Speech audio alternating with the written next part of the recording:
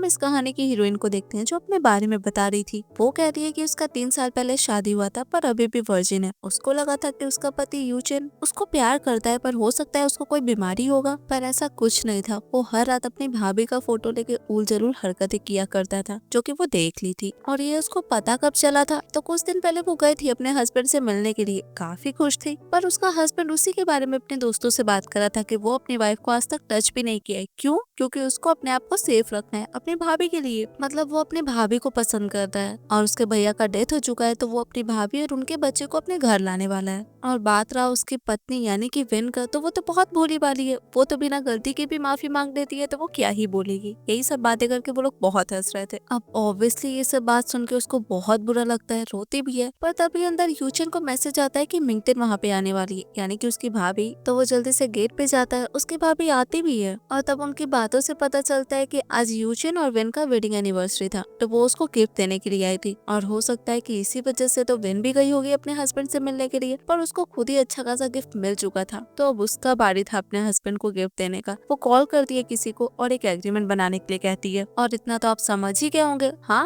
वो divorce agreement था। तो प्रेजेंट में वो अपने हस्बैंड के रूम में जाती है। ऑब्वियसली वो थोड़ा चिल्लाता है नॉक करके आने के लिए, क्योंकि उसका हरकत ही कुछ ऐसा था। पर वो सीधे कहती है कि एक डॉक्यूमेंट है जिसमें तुम्हारा साइन चाहिए अर्जेंटली। अब इस पॉइंट पे यूजिन को लगता है कि हो सकता है कोई प्रोजेक्ट का फाइल होगा, तो वो भी बिना कुछ सोचे समझे साइन कर देता है। तब पता चलता है कि उस दिन वो मुकदमा चलाने के लिए भी गई थी अपने हस्बैंड पे, क्योंकि इतना साल में वो जो भी अपने मिस्ट्रेस पे खर्चा किया था अब उसको सब कुछ वापस चाहिए था। और इस लॉ सूट में 1 वीक का टाइम लगने वाला था, इसलिए इस 1 वीक में उसको एकदम शांत रहना था। लाइक यूजिन को पता नहीं चलना चाहिए कि वो उसके पीठ पीछे क्या कर रही है। तो प्रेजेंट में साइन तो हो जाता है, तो वो जाने लगती है। उस टाइम उसका हस्बैंड उसको पकड़ता है। क्यों? क्योंकि अपना बात भी तो मनवाना था ना। वो कहता है कि भाई का अभी अभी फ्यूनरल खत्म हुआ है, तो मैं चाहता हूँ कि भाभी और उनका बच्चा इस घर में आ जाए। और वैसे मैं थोड़ा बिजी था वेडिंग एनिवर्सरी में, इसलिए आ नहीं पाया। और तुमको भी तो बच्चे काफी पसंद है ना, तो तुम उनके बच्चे का ध्यान रखना। अब पहले तो वो बहुत गुस्सा आ जाती है, पर इस बात से उसका हस्बैंड कहता है कि तुम भूल गई क्या, मिंगटिन मेरा जान बचाई थी। तो वो भी कहती है कि ठीक है फिर। अब नेक्स्ट डे वो अपने टीचर को कॉल करती है, टीचर ली को। वो कहती है कि लास्ट टाइम आप मुझे इनवाइट किए थे ट्रेडिशनल चाइनीज मेडिसिन प्रैक्टिस करने के लिए, तो वो अभी भी वैलिड है।